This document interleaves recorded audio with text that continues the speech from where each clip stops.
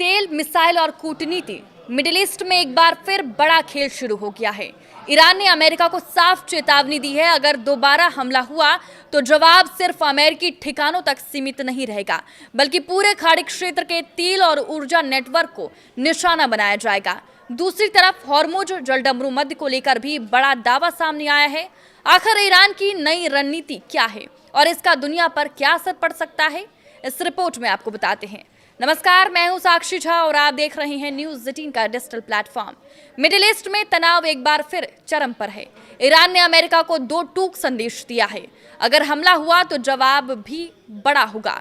और इस बार सिर्फ मिसाइलों की बात नहीं हो रही है, बल्कि दुनिया की तेल सप्लाई की सबसे बड़ी लाइफलाइन को लेकर भी नई रणनीति सामने आ रही है। न्यूज एजेंसी रॉयटर्स की रिपोर्ट के मुताबिक अमेरिकी राष्ट्रपति डोनाल्ड ट्रंप ने 28 जुलाई को ईरान के ऊर्जा नेटवर्क को अहम बुनियादी ढांचे पर हमला करने की चेतावनी दी थी। इसके तुरंत बाद ईरान ने अपने कूटनीतिक संपर्क तेज किए। ईरान के विदेश मंत्री अब्बास अरागची ने सऊदी अरब, कतर, तुर्की और पाकिस्तान के शीर्ष नेताओं से बातचीत की। मकसद साफ था, अमेरिका पर दबाव बनाया जाए ताकि वो सैन्य कार्रवाई से पीछे हटे। लेकिन बातचीत के साथ साथ चेतावनी भी दी गई।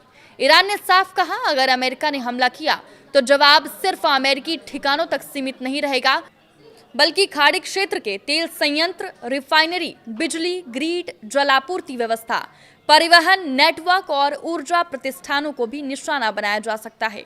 यानी अगर जंग बढ़ी तो असर पूरी दुनिया की तेल सप्लाई पर पड़ सकता है। ईरान ने अपनी चेतावनी को मजबूत करने के लिए 2019 का भी जिक्र किया, जब सऊदी अरब की अरामको ऑयल फैसिलिटी पर ड्रोन और मिसाइल हमला हुआ था।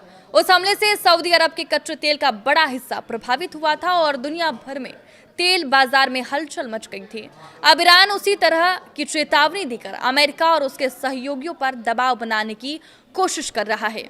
इसी बीच एक और बड़ी खबर सामने आई है।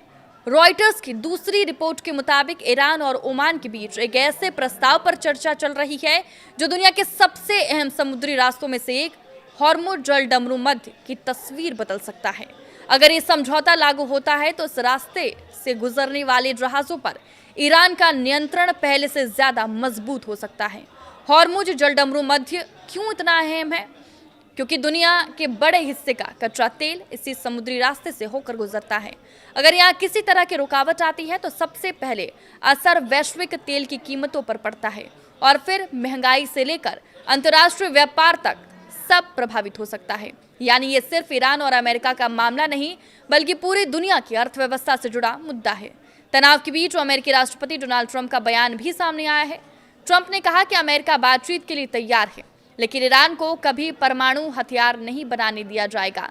ट्रंप ने दावा किया कि अमेरिका बड़े सैन्य हमले की तैयारी में था, लेकिन ईरान की ओर से बातचीत की इच्छा जताए जाने के बाद हमला रोक दिया गया।